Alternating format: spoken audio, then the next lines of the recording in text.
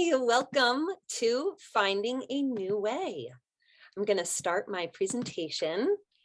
This educational offering is born out of my passion to find a new way to be with my kids who are both very different kids and really different types of learners. And I wanted to share that with families, especially after the last 2 years. I think there's a lot of families who are struggling with figuring out that there's a lot that doesn't work for their kids. And although they know there's a new way, it can be tricky sometimes to figure out exactly how to get to that new place. So we're going to go over some of the different tools that I've used.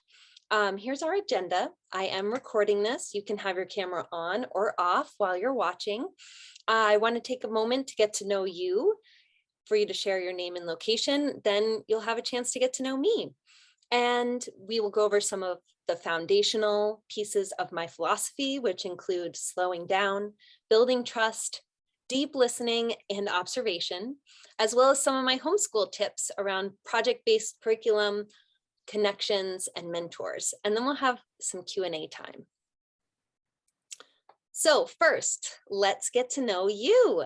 Please share in the chat your name and location. And I see we have Jerry tuning in from New Jersey. Natalie's here from Vermont. And I know we have Susan watching from Connecticut and Nick from Colorado. So we're calling in and listening in and watching in from all places all over the country and possibly even the world. And I know that no matter the diversity of our locations or our experiences, we all want what's best for our kids. So let's dive into a little bit about me. My name is Anna Howes, and I am an educator, an activist, a mother, a healer, and a coach. I graduated with my degree in early childhood education in 1999 and went on to gain training in Montessori education, as well as joining a number of different movements working to make the world a better place with environmental activism, workers' rights, and healthcare. And then I went to school at the Barbara Brennan School of Healing and became a Brennan healing practitioner. And that's when things really began to shift in my parenting. And after a long journey of my own healing and deep personal process work, I'm finally at a place where I am now offering one-on-one coaching and healing to parents and educators, anyone really who's looking to deepen their understanding of the way that their mental and emotional health connects directly to their physical health and how that then relates to their relationships and building connections. Especially, again, after these last 2 difficult years, I know a lot of us are feeling really lonely. And so this kind of deep healing work can help us find those that contact with others that we're really longing for. I also offer online courses and webinars like this one with live question and answer opportunities to just get really deep into your little nitty-gritty questions, problems, struggles, so that we can help you unfold and untangle some of the old patterns that I know many of us, especially parents, are trying to let go of and creating new opportunities for our kids. So why am I doing this? I believe that every child is born whole. Our role as adults is to help clear anything that might be getting in the way of their natural unfolding and to prepare the environment to allow their inner beauty to blossom. I have an online course called Roots to Grow, Wings to Fly, and we'll hear a little more about that later. And I just love this little video here because it really embodies that freedom that I have such a passion for our kids to feel and achieve. So here's a little bit about me. I have 2 very different kids, like I said. And over the last 23 years, I've worked to find my flow in my parenting. a flow that allows us to be a happy and healthy family.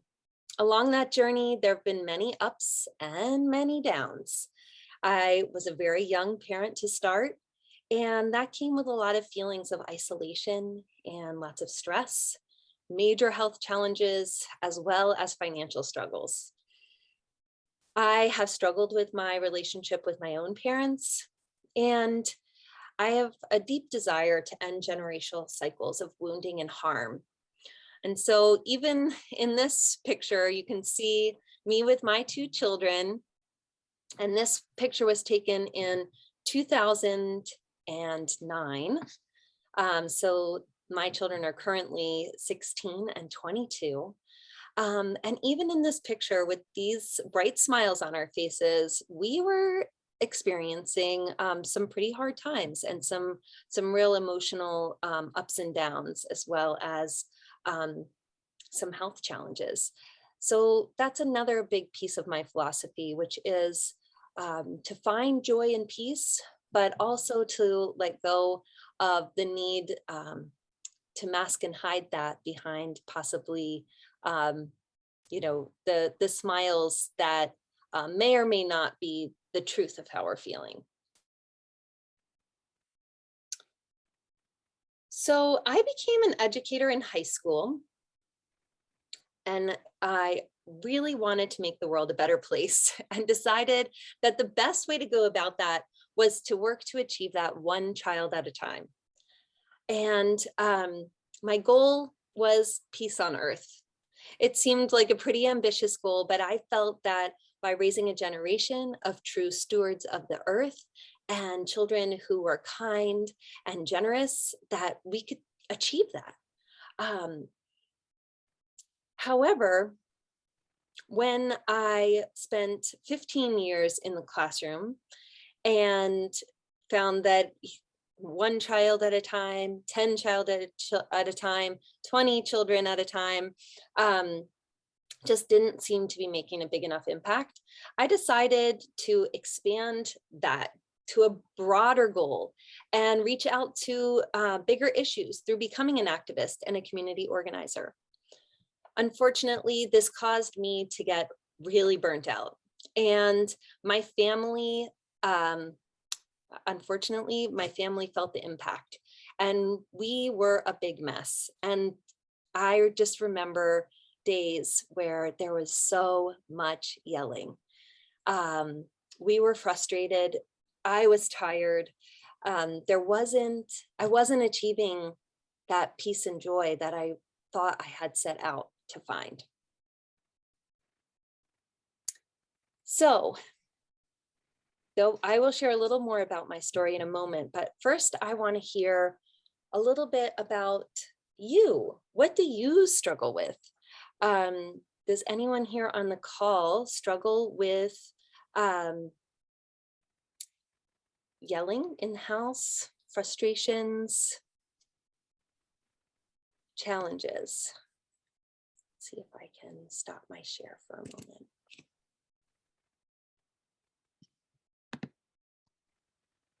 moment. Anna, I'm happy to share.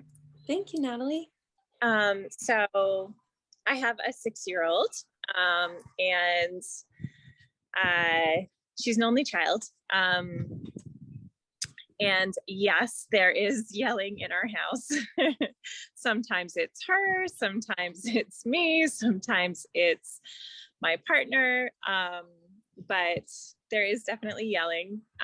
And I know that it usually is because her needs aren't being met, but I do struggle with knowing how to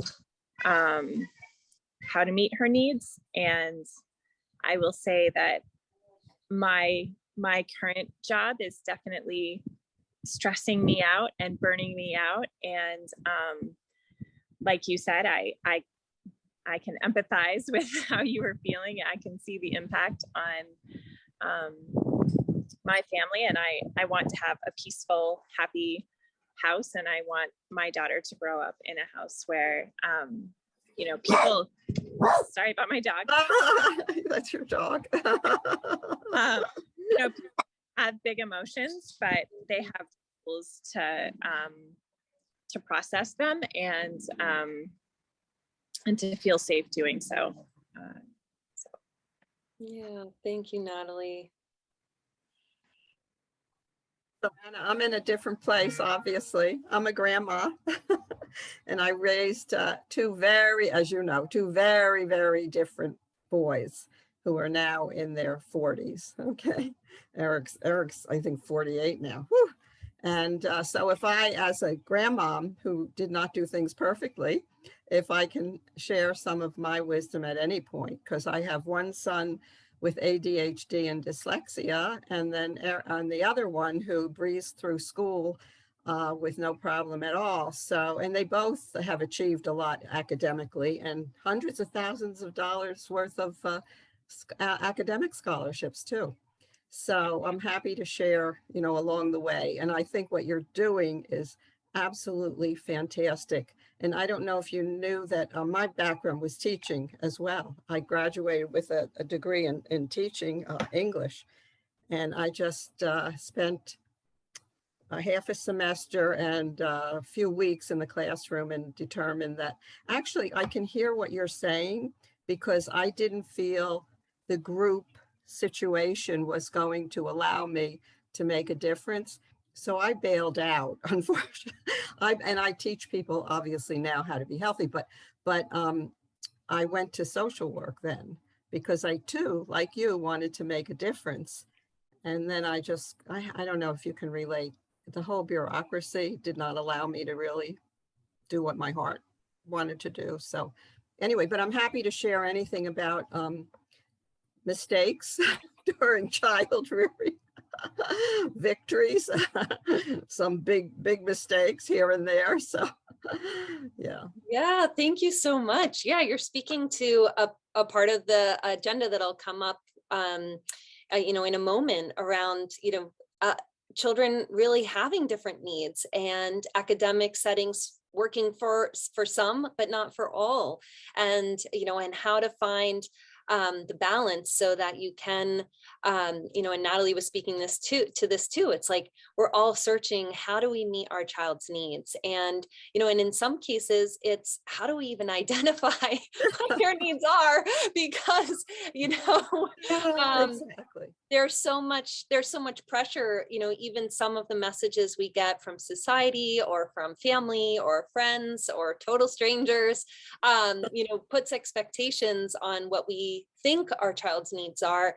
And sometimes it really takes the opportunity to slow down, step back, and do some deep listening and observing in order to really truly understand what our children need, and then make those accommodations and those unique set up each child for success in unique ways. Yes, like you're saying, there's so much bureaucracy, and unfortunately what I saw in the classroom, especially with a highly sensitive child, this is me as a parent seeing that my highly sensitive child, it was very hard for her needs to get met when the teacher had to focus on so much of the standardized learning, and the teacher was under so much stress, the children were under so much stress.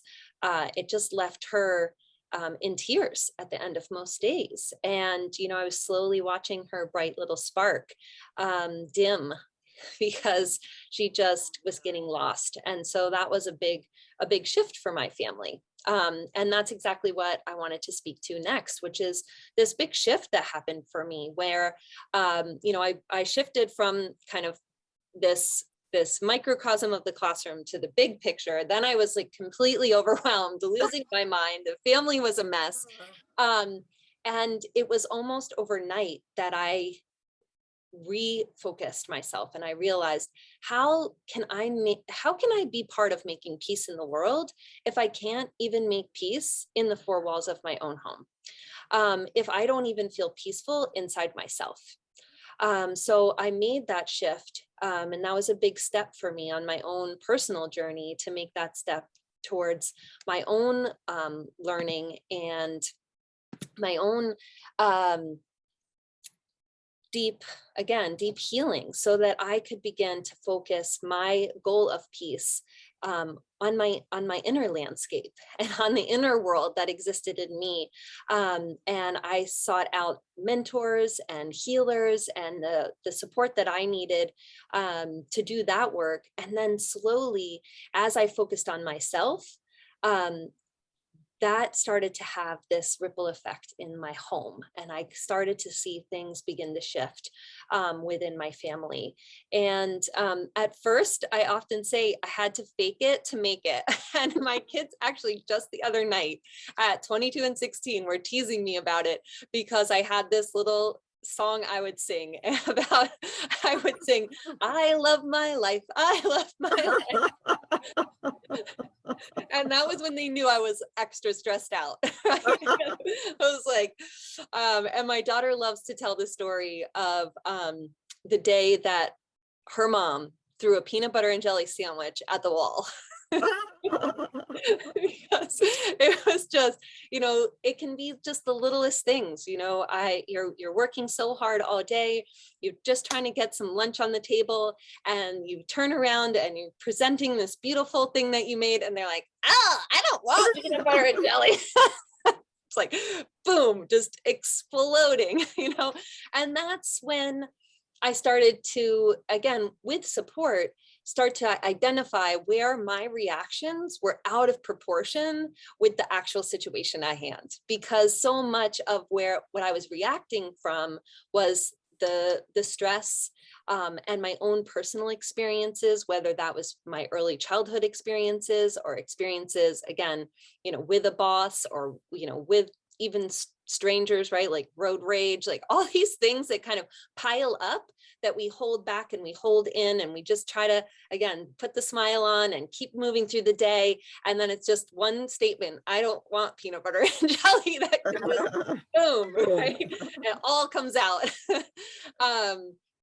So I'd love for us to shift gears, and I'm actually not going to show the slide. I'm going to share my screen to start a video, because what I've built in my offerings are some guided meditations, and these are guided tools for just little steps, so that when you're identifying, like, this is a moment where I probably, like, I'm freaking out, but I know that it's not, because this particular moment is like merits this kind of reaction. And I just need to reset my nervous system. Because again, as I, in my own story, focused on my inner healing and found the tools to calm and soothe my own nervous system. And I felt that ripple effect. A term for that is called harmonic induction. And I know, everyone now, it's kind of common language to talk about the vibe, right? Like, we feel the vibe when we go places, and that really is an actual vibration. We can feel when the vibe, like, makes us feel good and warm and fuzzy, or like the vibe we want to dance, or if the vibe's like, ooh, I'm gonna like step back, right? Like, maybe not get so close over here. And our children feel our vibe too. They feel our vibration, and that comes directly from our nervous system. That is an energetic expression that we're often not conscious that we're making an energetic impact on our surroundings, and especially on our children. And so these tools help us to calm our nervous systems as adults. And that in turn then sets up a calming environment for our children. It sets a tone for them to resonate with. And so you can see this in music. So if you strike a tuning fork and it begins to vibrate and make a sound, and you bring another tuning fork close to it that hasn't been struck yet, it will begin to also vibrate and resonate and tone without an actual any actual physical impact, except for the other tuning fork vibrating. And so that's what we do as humans. When we vibrate, we create the vibration that then others can attune to. So this video that I'm about to play, I'll play just the first 5 to 6 minutes of it, and we'll just listen. So, I encourage you to, relax. You can close your eyes. You don't have to. Just listen along, and then I'll silence. It'll be about halfway through the video. I'll silence it for us to then be able to share how that impacted us. And I will say before I started that this video is part of the full 5-module course that I have to offer, Roots to Grow, Wings to Fly. So you'll hear, it's the first module meditation. So that's part of the introduction in the video.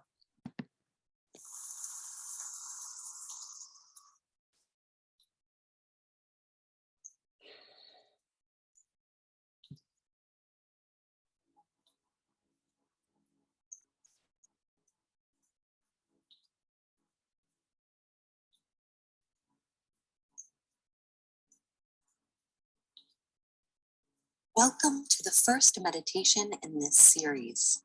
With each module, you will receive a meditation supporting you in soothing your nervous system and helping you go deeper to master your emotional and mental health through breath and visualization. In this meditation, we will focus on the breath, breathing in through the nose, and breathing out through the mouth through small lips, exhaling twice as long as your inhale.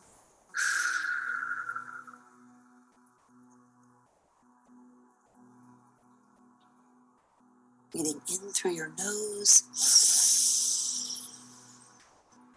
and breathing out through your mouth.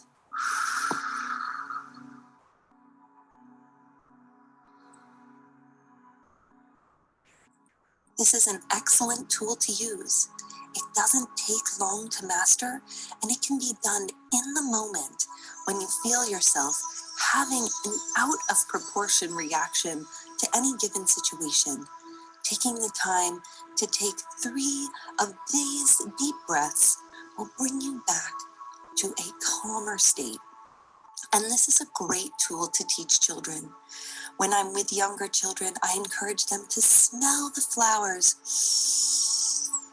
breathing in through their nose, and to blow out the candles, breathing out through small lips.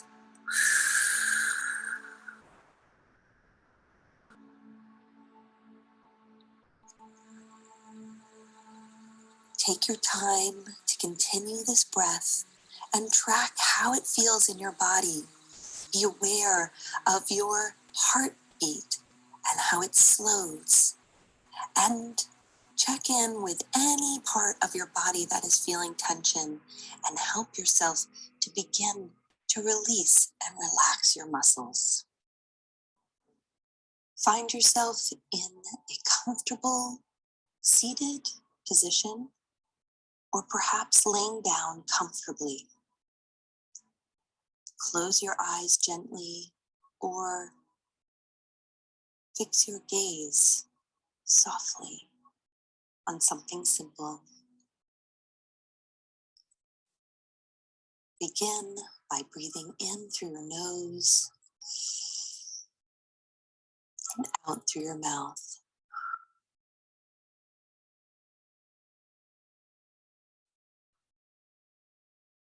And in through your nose, 1, 2, 3, and out through your mouth.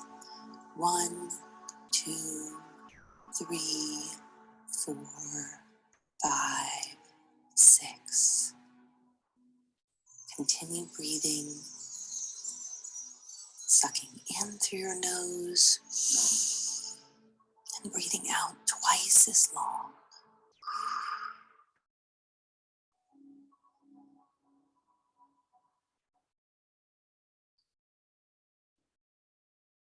Allow yourself to simply sink in to your body as you breathe, feeling the air pass through your nostrils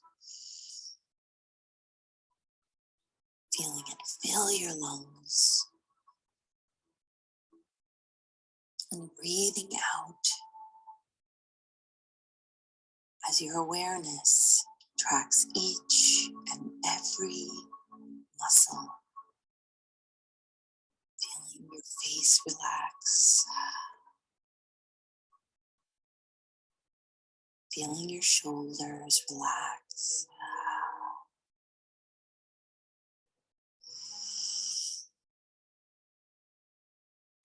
Feeling your chest and arms sinking into the chair or the floor or the bed.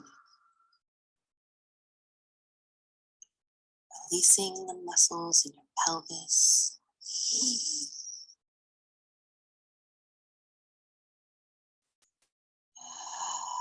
And with an exhale, feeling your legs melting so that even your toes relax.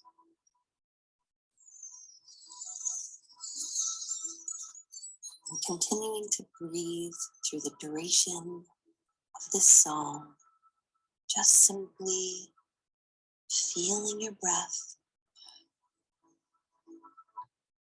counting if helpful, so that the inhale through your nose and the exhale through your mouth bring a calming sensation to your body and to your nervous system.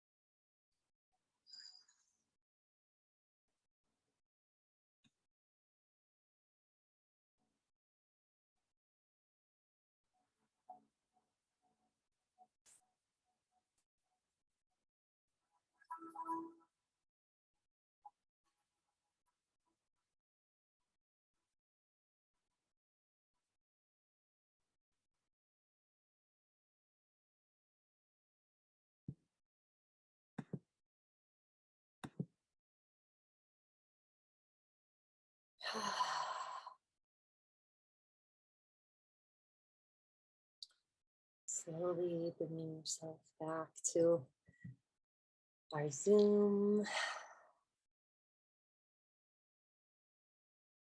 where we can resonate together in this newly found relaxation.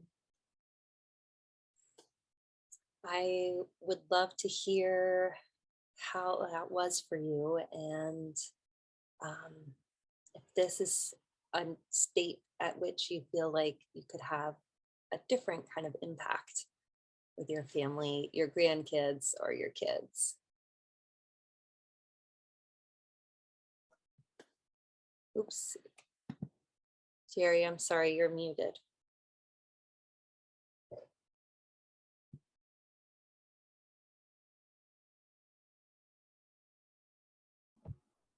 There you go. Okay. Yeah, I said it was very relaxing. I was about to nod off completely until I heard your voice. It was very, I'm not really a meditation kind of person, but it was nice. It was good. Yeah. I have my own way of, but anyway, without, it's not exactly meditation, but it's akin to it. So yeah, Mm-hmm. I'll share it with you sometime. I would love that. Yeah, I think there's a lot of ways to access that part of our system or even our brain, right? Like bringing, and I love also another time to talk more deeply about the Yes, brain yeah. science behind it, because you know, that state of rest and digest is the place where we can really do deep cognitive thinking. And when we're in that stress and limbic response of our brain, the part where we're in fight or flight, it's actually impossible for our brain to make decisions or have a cognitive impact. So, and there's a lot of different ways to get there, like you're saying. There's, and some of the other tools that I use, you know, the deep breathing, especially a longer exhale than inhale, really helps bring that quickly. And it can just be 3 breaths. And I share sometimes that the kids know that if I'm in the bathroom with the door shut, Yes. that's like where I meditate, so to speak. You know, Makes sometimes sense. I'm like, I need to take a break. I'll be right back. And like, that's the one place I know I could get privacy. And I close the door and I sit on the toilet, you know, with the lid down. I mean, not doing nothing else but breathing, but just on the edge of the tub, wherever I can find that moment, take those 3 deep breaths and feel myself come back to center and then be able to reapproach the situation. Some of the other tools that I've learned are humming or singing. So again, even my funny little tune that I would sing, it actually had an impact on my brain that helped me then be more present with my family. And I have a lot of other songs, and but humming, you know, humming your favorite song. We really love to hum the Beatles.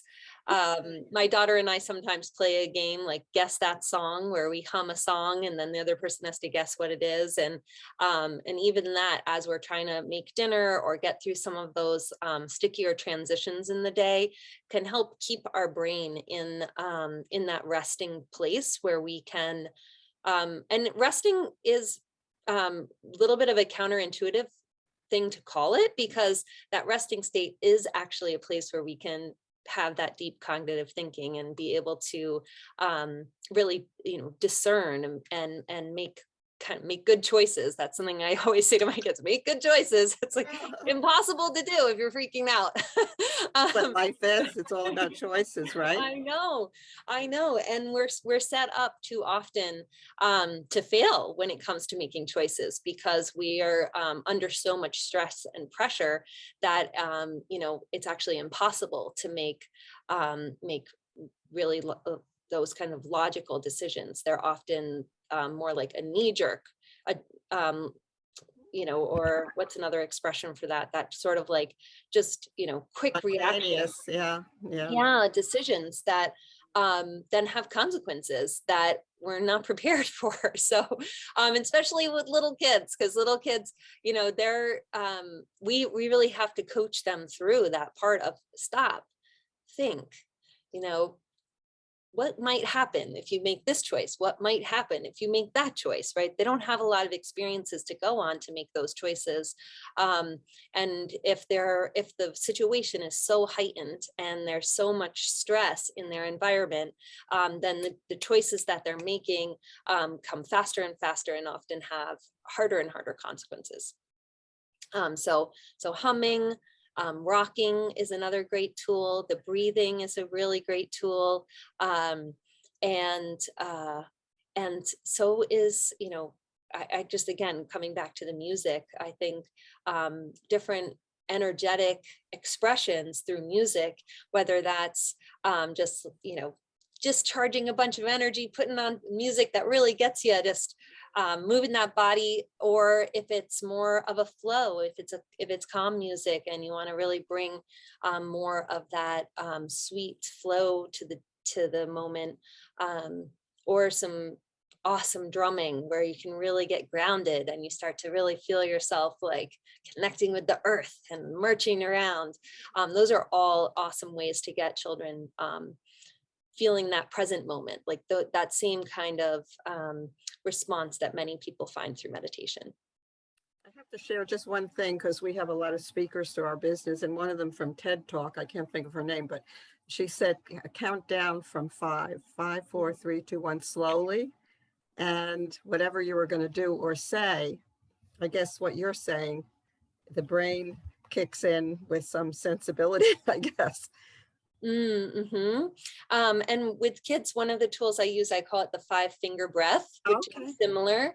So it's just starting at the bottom of the palm. And so, oh, that's what you really want. Let's do a 5-finger breath and then see how we're feeling, right? And just breathing in, breathing out, breathing in, breathing out, Good. and That's using your very good. finger to have that tactile feeling on the hand while you're Right. Yeah, that's doing the very good. breaths. Again, it slows it down. So slowing down, that's exactly, it's like my number one principle. How can you just slow it down? That's great, because I'm having my 4-year-old grandson coming for a month. So that's a great tip because it's visual, it's tactile. I like that. Yeah. Yeah. Good. Natalie, did you want to share at all how that was for you? Yeah, it was wonderful. I definitely felt my nervous system just calm down, and it was like a weight being lifted off of my shoulders. And I really appreciate your tips about like taking a moment and going into the bathroom and taking your breath, because I think that's the piece that I struggle with a lot, is like, I know if I just take a couple deep breaths that I'll react better, but in the moment, my nervous system is just like not there. So that's a really great prompt and a really great reminder. But yeah, I just felt so relaxed and soothed and like cared for. It was really lovely. Thank you. You're so welcome. And you just reminded me of another fun thing that I did recently with my 5-year-old nephew, where things had gotten ramped up to that moment where my nervous system was so, heightened and in that really just charged place. And I don't even know how we got there, and we're both like, and I was like, wait. It's like, can we rewind and start over? And so sometimes just using like being silly is a nice way to like break the pattern or the habit of being in that, getting into that place, because it can be, the same way that energy can, has a vibration and can resonate together.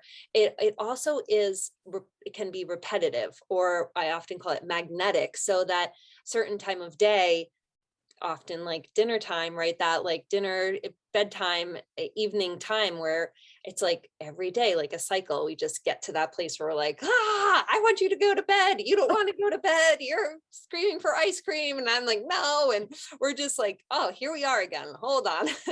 So I just told him, wait, let's rewind. And I did this thing where I pretended like it was like rewinding an old VHS tape. Like I started walking backwards and I was like, and I just went all the way back to where I had been standing when everything was calm. And I was like, and I was able to take a breath, and he took a breath, and he was like, and we were able to talk through where the miscommunication had happened between us. And I was able to restate in a kinder, gentler way what I was asking from him, and he was able to respond, because of my modeling, in a kinder and gentler way back to me. And we were able to kind of start fresh, and so humor is also a really, really good tool, any kind of way that you can put on a little show to just like break. Love Yeah. So I'm going to start up my my PowerPoint again, if I can find it, so I can, oops, that was not what I meant to do. Sorry. Let me see here.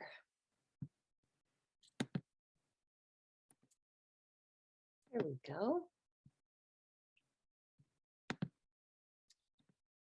So here we are. We have moved from struggle to peace by calming our nervous system to create a calming atmosphere. And we did the follow your breath guided meditation.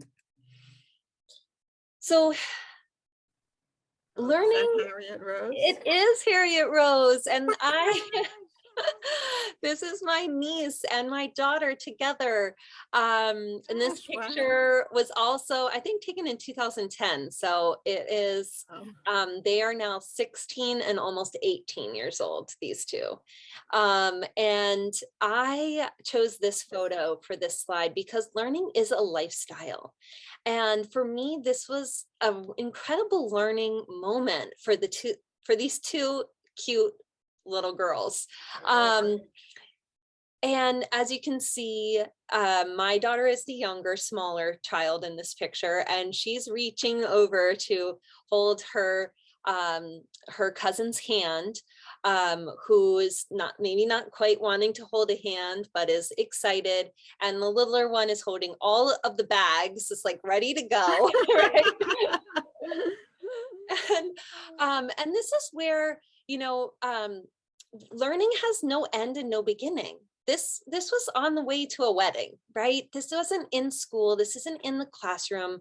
And so this is all about embracing every moment as an educational moment, every moment as an opportunity to slow down, build trust, listen, and observe. And in particular, this picture really is embodies connections, because it's those deep connections that we often learn from the most. And I just know that over the time that these two have been cousins, they continue to learn from each other. Even now over FaceTime, it's really adorable. And I get on with Harriet Rose, and she'll share a little bit with me about what's happening in high school. She just graduated high school, so amazing. And then my daughter Lavia gets on FaceTime, and it's like, oh, hi Lavia, and the two of them just like chit chat the whole time. So it's so sweet to watch. No matter what kind of learner, both of these children have had really different learning experiences. No matter how you communicate, no matter how you connect, there is something to learn. So I love the expressions on their faces. I know, isn't it? Oh my gosh, this is precious. Yeah. I have a couple of stories to share with this slide. So slowing down, one of the things that I've learned the most from my daughter is that, there's not one structure, and we're going to talk about this a little bit more in a second. There's not one structure that works for every single person. She is not a morning person. And for years and years, I pulled this kid out of bed, forced her to get dressed with her screaming and crying, stuffed her in the car with her kicking and screaming some more, and tried to rush her to school where she was always late. and we were all miserable.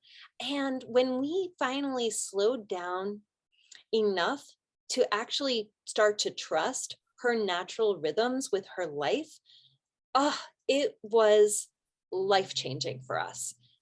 And she actually began to learn more with the freedom to move at her own pace. And I tell people all the time, this kid is a night owl. She gets her greatest spark of inspiration at about 9 or 10 p.m. And that is when she's all of a sudden, I got this idea. Let's do this big project. Let's work on this big math problem. I'm going to make this awesome piece of art, or I think I want to bake brownies. Right? She just gets the most incredible inspiration. And it's been, it's taken several years for us to continue to grow that trust. But now as a teenager, she can really begin to follow that rhythm. And when she finds things that she's really passionate about and they start early in the morning, she knows how much time she needs to feel prepared for that. And so she will go to bed early, and she will set her alarm so she can wake up. She says she needs at least 2 hours to wake up and transition before she's ready to leave the house. So she will wake up extra early and be completely prepared to leave. Again, when it's something that's really interesting and exciting to her. And I don't feel, this is one of the things, the assumptions that I've had to really let go of, that it's not up to me to decide what's important for her to be on time to. And there are some things that are, family family opportunities where we all want to go together, we're being there for someone else. And again, she's not always happy to leave the house, but she will leave the house. And we have to be okay with whatever emotion that she's showing up with in that moment. And eventually, once she's had her 2 hours, she will then show up and be present. But if it's something she's passionate about, she doesn't skip a beat. So then there's building trust. And this is where I want to share a little bit about my son. He is a morning person. And one of the things that is really true about him is he needs to move. He needs to move his body. He is a busy, busy, busy body. And he has been since he was 9 months old, just running and climbing and jumping and diving and twirling and flipping and all the things. He needs to move. And so he's learned all the sports that he loves. And this is where we've had to build deep, deep trust, because a lot of those sports involve a lot of risk. And at a very young age, being very agile, he was the kid that climbed quickly to the top of the playground, or who, wanted to jump off the tallest cliff. Like that's what he needs. So if there's a lot of snow on a winter morning, he will be up at 5:30 getting me up and begging me to drive him to the mountain. He has his own car now, so I meet him there at about noon. But this took a lot to support him throughout different schooling opportunities, and helping other adults build that trust, so that if it was quiet reading, he could take his book and actually pace in the back of the room. I would have to actually, advocate with his teachers for that opportunity, because sitting still just was never a really successful mode of learning for him. Then moving on to listening. One of the phrases that my daughter said, probably starting at about 2 years old, was, "This is how I do it." And again, this is where, the assumption comes in. The adult knows how to do it better. And, I would come in and say, like, "This is how we do it." And she would say, "Well, this is how I do it." And it took a lot, again, slowing down and really a lot of trust to listen enough to learn from her. Because often when I did let my own guard down, my own, need for control to have it done my way, if I could let go of that just for a moment and listen to her, often the way she did it was more efficient or more creative or more fun, or, just fine, just different, so that deep listening has taught me so much in my relationship with both my kids. And then observing, this is a key for some of my homeschool tips, because observing will really help you notice those things that your kids are passionate about. And so I was just talking about watching my child's spark begin to dim. And what was really hard was she wasn't making those connections that I was really hoping for her. And we tried everything. So we went to swim classes, we went to horseback riding classes, we went to tennis lessons, we went, I tried to find every single opportunity that was out there for her to meet other kids, find connections. And then I took that moment to step back and just watch her, just watch, observe, and listen. And one of the things I noticed was that she would find plants and she would ask me, "What is this? And what is it used for?" And I remember one time we were on a road trip in our van, and we got to this sandy parking lot, and she had found chamomile flowers growing in this parking lot, which was on this beautiful cliff by the ocean. So it's a very natural space. And I told her, "Oh, let's smell it. I think that's chamomile. Yeah, that's definitely, those are chamomile flowers." And before I knew it, she had she had harvested a bunch of this chamomile and had decided she wanted to hang it in the van and dry it so we could have chamomile tea later. And talk about calming the nervous system, right? This was her and me making that observation of what she was naturally drawn to. And so I did a little research. I reached out to some friends and I found an herbalist who was willing to host a class for young kids. And I advertised it on a couple of different listservs, and we got a small group of kids together to do herbalism lessons. And some of the kids who came to that class are now still, about 10 years later, are still her best friends. So, that was our opportunity to finally find her some connections of kids who had similar interests and were kind of on that similar vibe as she was. And so again, that observation throughout our different homeschooling years helped support us create some project-based curriculum. Levia went on to do a number of different projects in herbalism, which not only helped her make connections, but also helped her meet mentors. A really dear friend of ours came out of she's now our good friend because she became Levia's herbal mentor.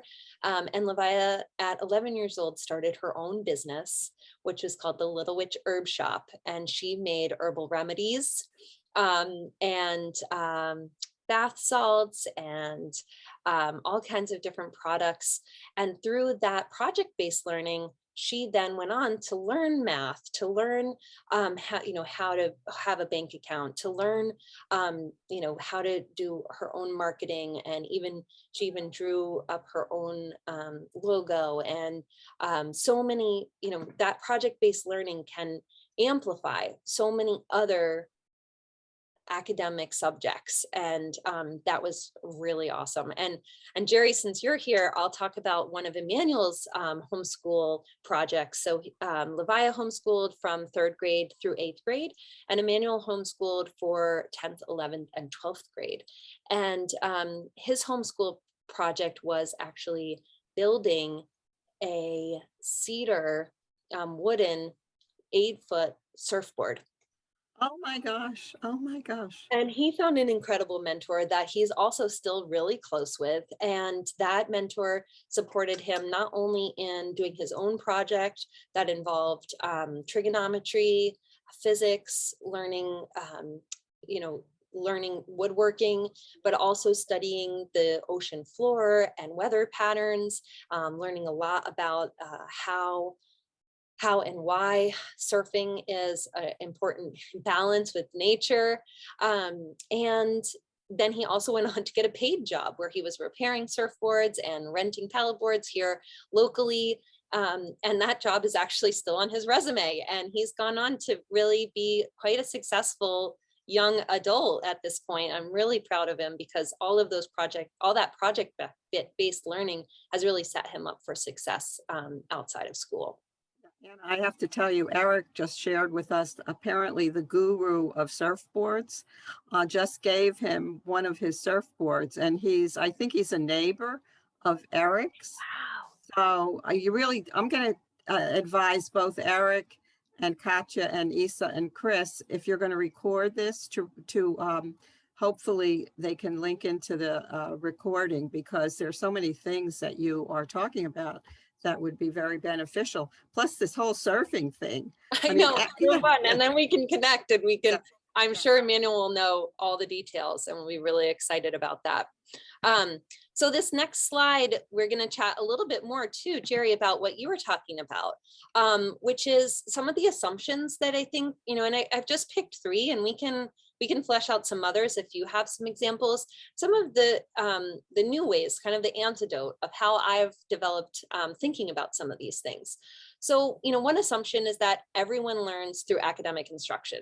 And that's just not true. Everyone learns in unique and diverse ways. And similar to what you were sharing, Jerry, I have a really close mentor of mine who homeschooled her children, who are also now adults in their probably in their early 30s. One went on to do incredible academic learning. They really thrive in that academic setting and are now, continue to be in academia and are getting a master's and an additional master's and a doctorate and just loving that setting. Whereas the other went on to become a chef and really learns through that hands-on tactile experience, and is a real entrepreneur and has now started, I think, his second or third business that's super successful. And so it's really exciting to see, when we let go of those expectations, the different ways that our children really can surprise us. And it's hard because our fear can get in the way sometimes when we think, oh, but they're not achieving academically. That must mean they're a failure, right? And it's just that not everyone's motivated by getting an A+, right? And so, if we can be flexible with our expectations, I just think real magic can happen. And one of the other assumptions here is that school structures teach our children how to be successful. And, again, this is just not what I've found to be true. There are so many structures and environments that benefit our kids, and including the outdoors, right? Being out in nature, having those experiences to, pick weeds, for that matter. That's really what I was doing. It's just like pulling chamomile out of this gravel lot. It's like, that can be education. Like, that is learning. And this comes back to learning as a lifestyle. Everywhere you are, everything you're doing is an opportunity for learning. Learning on the job. Again, I shared those examples of my son. Right now, my nephew, who, especially after COVID caused everyone to be learning virtually and then going back to school and then having to leave school, and so many transitions were really disruptive for him. And he's 15 years old and he was really not feeling successful in that structure. Now has a job working with a construction company that helps build homes and retaining walls. And I've just gotten to see a few pictures of him on the job. And this is another example of a kid who could barely get out of bed. He was so miserable. And his mom was really struggling every day to try to just dragging him out of the house, trying to force him to go to school. It was not successful for him at all. And now that he is taking an opportunity to learn on the job, this is another kid who gets picked up at 6:30 by his coworkers in their work truck, and he is up, he is dressed, he has packed his own lunch, he's got his tool belt on, and he is ready to go at 6:30, and he's out the door. And my sister's like, I don't even have to lift a finger. Like, he's so motivated and he's feeling so successful in that setting. And I think that's what's so important, and it's so encouraging. And then the last one I have on the slide here is that adults have to force children to learn. And that's just not true. Children are intrinsic learners. They are born, they're born learning. Maria Montessori calls it the absorbent mind. I mean, it's just, they're sponges. They're learning from everything. They're learning from your energy, from your vibe. They're learning from what you say, but mostly they're learning from watching you. Children are excellent observers. They're watching all the time. So modeling is an incredibly important thing to keep in mind. What we model is what our children do. And that's one of the key ways they learn. But not only that, if you think about a child who learns to crawl or walk, you don't need to give them academic instruction on how to do that, right?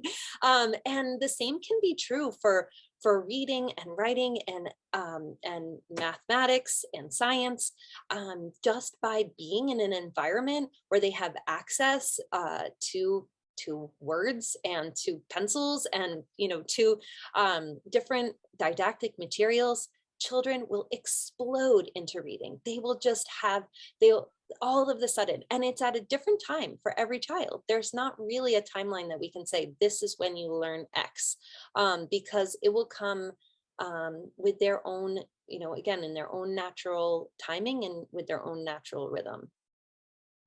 Are there any other assumptions that either of you can think of. Yes, Anna, that school, traditional school, is the right place for every child. Mhm.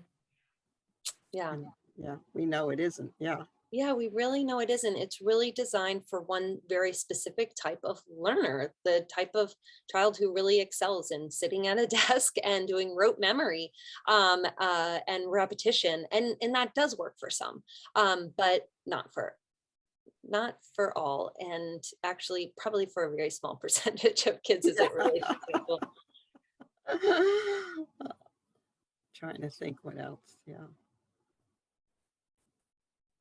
You know what, the other thing, I mean, I know you're a teacher, but also I feel as a parent, you know your child, Mhm. and the teacher spends X amount of time with your child, but you're with your child all the time.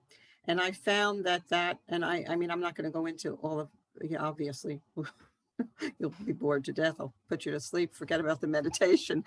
But very often parents turn everything over to the teacher and the administrators when they have a really good feel. Wouldn't you agree, for what their child is like and what their child is about? Yeah, I think that's exactly what when we come back to trust.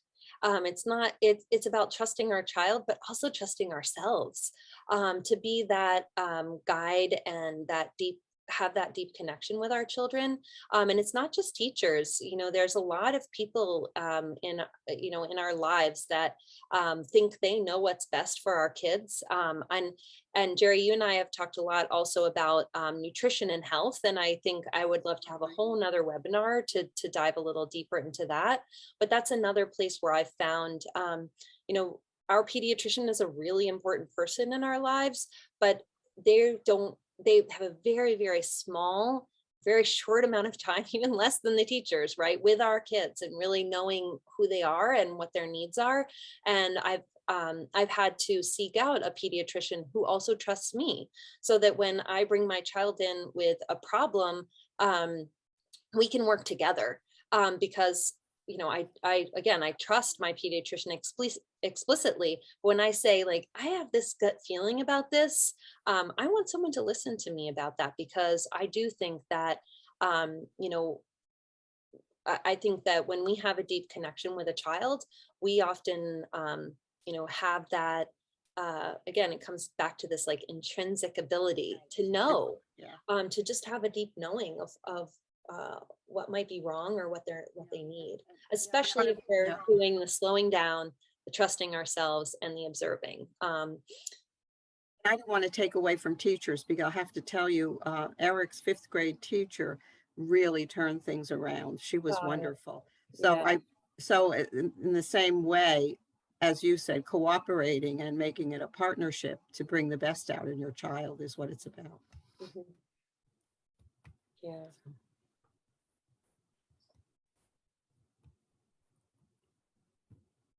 All right, well, I'm sure we can come up with some other assumptions. But I am going to, oops, I went the wrong way. Sorry about that. Oh, we're at questions we're here. already.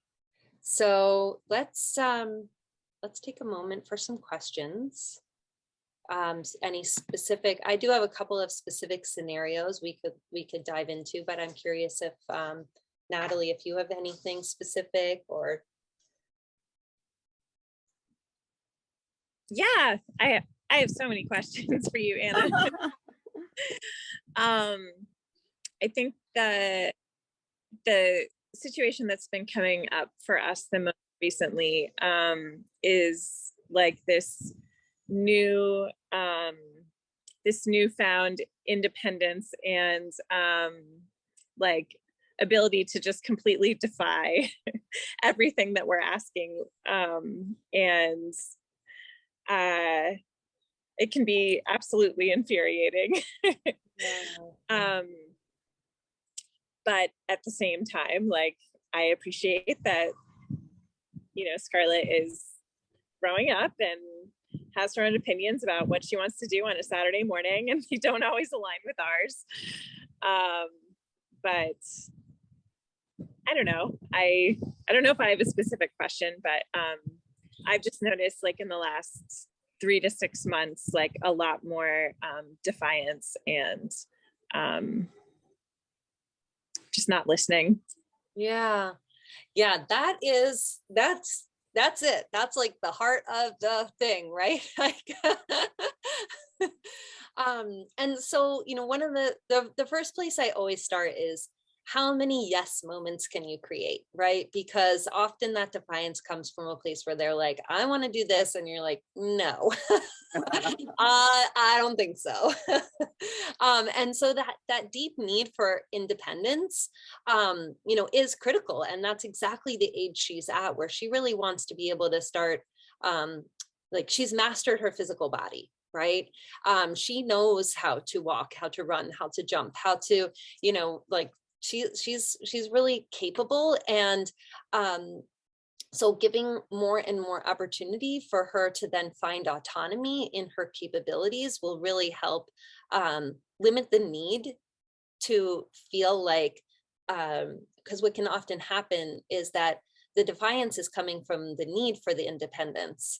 And so so it might not be that moment, right? Like, let's get in the car and go to the farmer's market, or whatever it is you guys want to do on a Saturday. But it's that there's an overall need for that feeling of mastery. And it's easy to master manipulating your parents. Divide and conquer. So I just get curious about what are some ways that she might be able to be additionally independent in the home.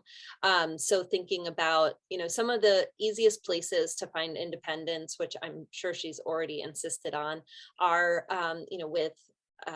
with her wardrobe. So is her room set up so that she can pick out her own clothes and dress herself in the morning? And then going into the kitchen, is a kitchen set up for independence? So does she have to ask you every time she needs a drink? Or in the morning, is she able to get herself and prepare her own breakfast? Because those can be really empowering moments where they don't have to talk to you on a Saturday morning for the first hour or two, and they know they can just get up and pour a bowl of cereal and turn on the iPad or whatever it is, and have a little independent moment, or sit with a book or some stuffed animals. That can often meet that need. So again, without knowing all the details, it's hard to know exactly where you could insert more opportunities for that.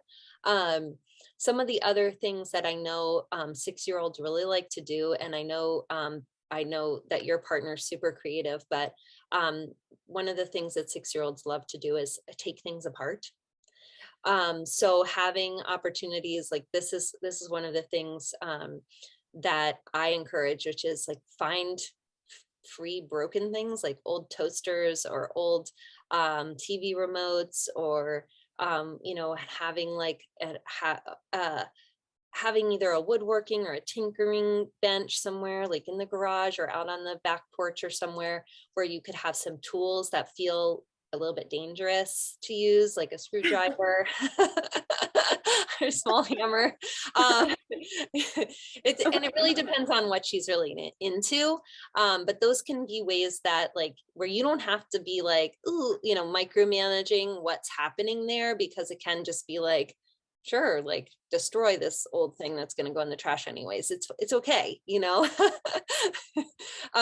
and obviously that has to be, there's some parameters and some necessary boundaries around where that work is done and how you set them up. But again, setting it up for as many yeses as possible so that you don't have to get involved. This is my symbol for hands off, grown up hands off.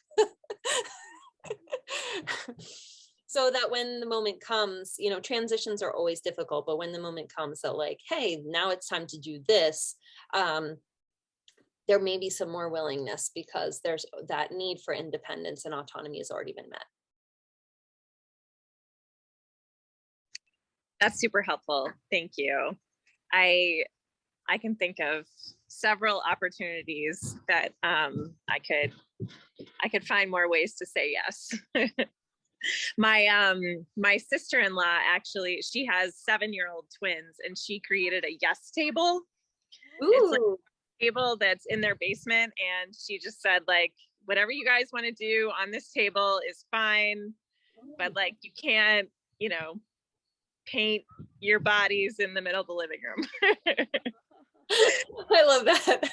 Yeah. Just take it down to the yes table. Right. Yeah, it makes such a big difference. It really makes such a big difference. And that's the kind of thing where not only creating, I love that, creating a space specifically that's like for the like go for broke, but also seeing where throughout the day in your house, in your everyday living, are you having to be like, ooh, don't touch that, or oh, be careful here, or be careful there, and what adjustments can you make so that those interactions can be less, so that when it comes to the time where it's like, well, now we have to do this, like there'll be less pushback, because she won't have had to like fight for her independence and autonomy just being in the house.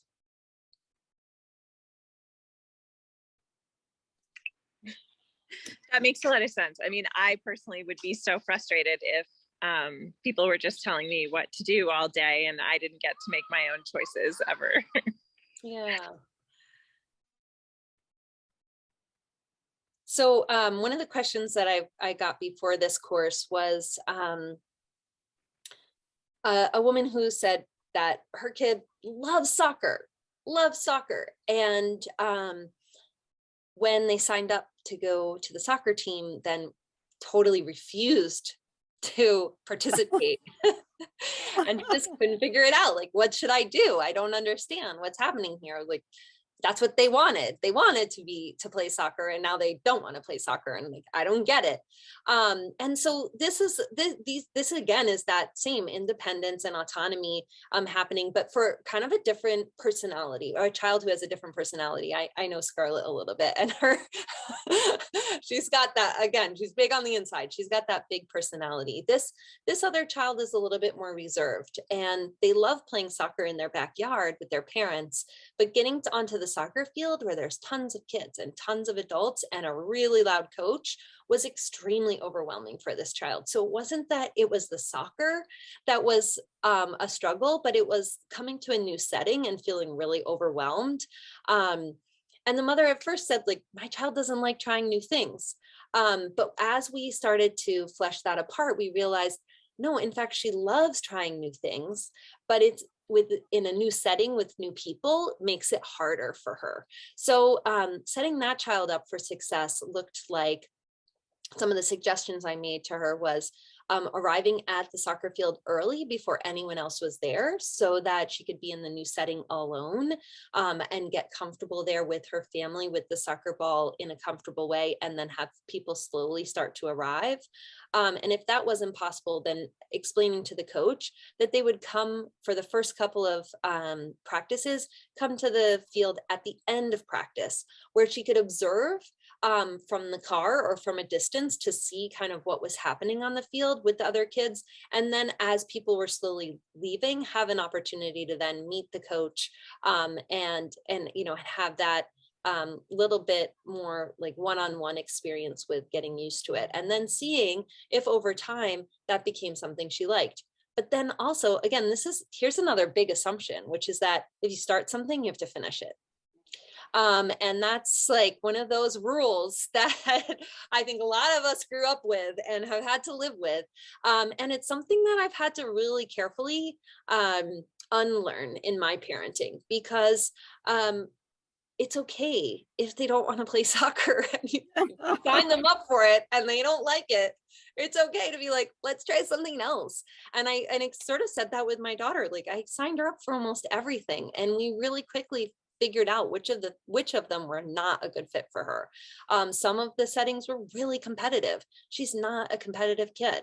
As soon as you say on your mark, get set, go, she's like, nah, I won't do it. Second thought, No, thanks.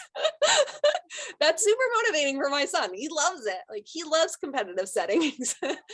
So all kids are different, and really being able to let go of our assumptions about what you have to do or have to complete can help, again, set our kids up for success. So again, with my son, who is extremely athletic and, very agile, we also found over time that he really enjoys sports where the competitive nature is more with yourself.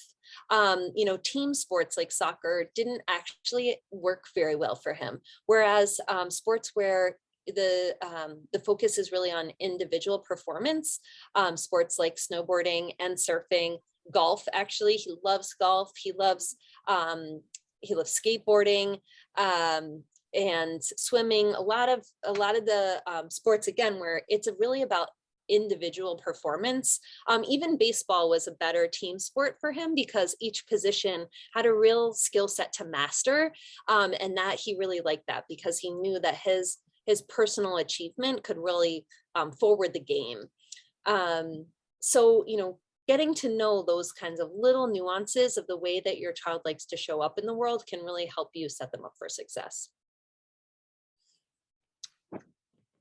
If I could just say one thing about that really resonates with me. And I think that's an assumption I've made, like in the past, I've just assumed that if we start things, we have to finish them. And I've also assumed that, like, Scarlett doesn't always know what's best for her. I've made mistakes when I've made those assumptions. So I really appreciate hearing you say that. And I'm gonna try harder to trust her more and not push her into things when she says she doesn't want to do them. Yeah. And that comes from that deep listening too, right? That trust in that listening. And I like to practice different ways of deep listening with my kids. So if they say, like, I don't like this, you can even just stop and say, I hear you saying you don't like this. Let's talk about that a little bit more. So you can also understand what aspects of it they're not liking.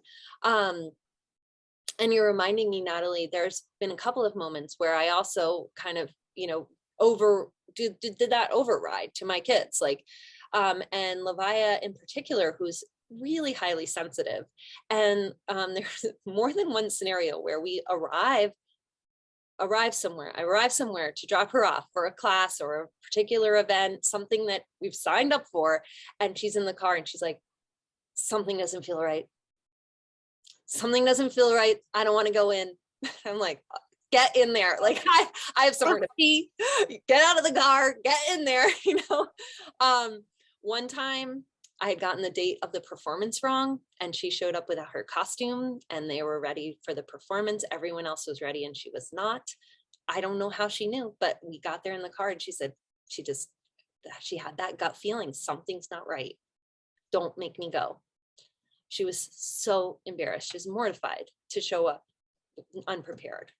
Another time, one of her classes was going to do an overnight, and she had her backpack and her sleeping bag and her pillow, and she's like, I'm not carrying that stuff in there. And I was like, you have to carry the stuff in. She's like, so something doesn't feel right. I think it got canceled. I was like, it didn't get canceled.